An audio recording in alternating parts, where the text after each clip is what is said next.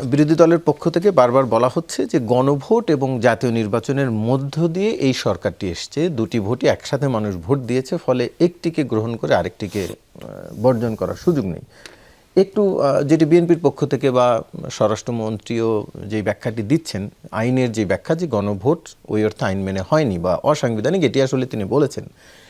একটু যদি আপনার কাছ থেকে জানতে চাই যে আসলে একটা ভোট হয়ে গেল, মানুষ জনরায় দিল, এরপরে মানুষ সেটি বুঝে ভোট দিল না, সেটি আসলে বলার সুযোগ আছে কিনা? বিএনপিকে এখন মানুষ এত ভোট দিয়ে প্রায় একক সংখ্যাগরিষ্ঠ দল হিসাবে নিয়ে এসছে, এখন যদি অন্য কেউ বলে মানুষ বুঝে বিএনপিকে ভোট দেয়নি, সেটি বিএনপি মানবে? আসলে আমরা তো এই জনগণের মতামতের রায়টাকে প্রাধান্য দিয়ে এবং এটা দীর্ঘদিন আমরা অনুপস্থিত ছিলাম এই কারণে যে আসলে মানুষের তো কোনো বাক স্বাধীনতা, কোনো স্বাধীনতার মধ্যে কোনো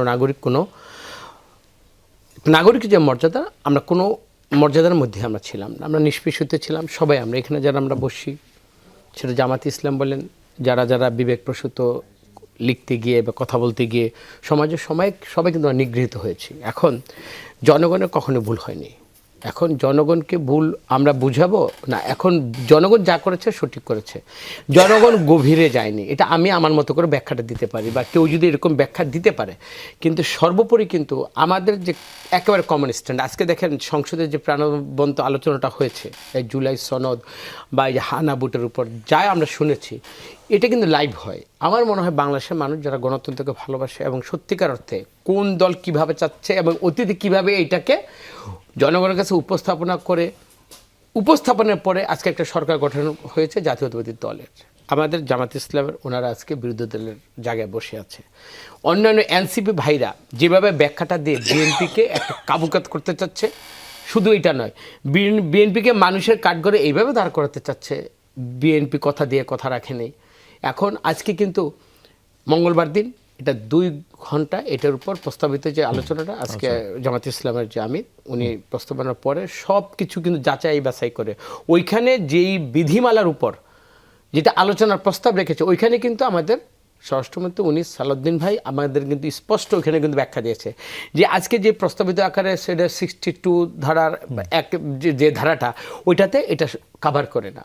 এবং এইটা যদি হয়, এইটাও আমাদের আলোচনাটাও কিন্তু এটা ফলপ্রসূ হবে না, বা এটা করলে এটা নিয়েও প্রশ্ন হবে। আমাদের বিএনপি তরফ থেকে যেটা স্পষ্ট কথা যে আমরা জুলাই সনদের উপর যেগুলো আমরা স্বাক্ষর করেছি, ওগুলোর ব্যাপারে আমরা একেবারে দাড়ি কমা সেমিকোলন এগুলো আমরা মানব এবং এর সম্মিলিত ভিত্তিতে আমরা মানব। সবাইকে যারা পার্লামেন্টের ভিতরে আছে এবং পার্লামেন্টের বাইরেও যারা পার্লামেন্টের সদস্য হতে পারেনি, তাদের মতামতের ভিত্তিতে আমরা কিন্তু এটা করতে প্রস্তুত। এখন ওনারা কিভাবে চাচ্ছেন, আর আমরা সংবিধানকে আমরা এমন একটা কাজ করেছি, দেখেন জুলাই সনদ যখন করলো, ওইখানে কি জুলাই সনদ করার পরে আমরা কি সাংবিধানিক বৈধতা আমরা কি দিতে পেরেছি, কারণ তখন সংসদ ছিল না। এখন যাই আমরা করব, আমাদের ব্যাখ্যাটা আমরা এইভাবেই, যে এটা আলোচনা প্রথম এখানে আলোচনা টেবিলে এটা ফার্নিশড হবে এবং ফার্নিশ হওয়ার পরে এইখানে যদি কোনো আমাদের যদি আইনের কোনো বা সাংবিধানিকভাবে যদি আমাদের ভবিষ্যতে যেন কোনো জটিলতা না হয়, আজকে আমাদের আইনমন্ত্রী সহকারে এইটাই কিন্তু বিশদভাবে বুঝিয়ে। একটু জানতে চাওয়া আছে, জুলাই সনদে যেই জায়গাতে আপনারা একমত হতে পারেননি, ঐকমত্যের একটি বিষয় হচ্ছে আপার হাউজে পিয়ার, আরও বিষয় আছে, নোট অফ ডিসেন্ট আছে আপনাদের, একটা তার মধ্যে আপার হাউজে পিয়ার। 2, আপনারা যে দলগুলো বসছেন আলোচনায় সম্মত হতে পারেননি, সেটি গণভোটে গেছে, মানুষ সেটির পক্ষে ভোট দিয়েছে, আপার হাউজে পিয়ারের পক্ষে।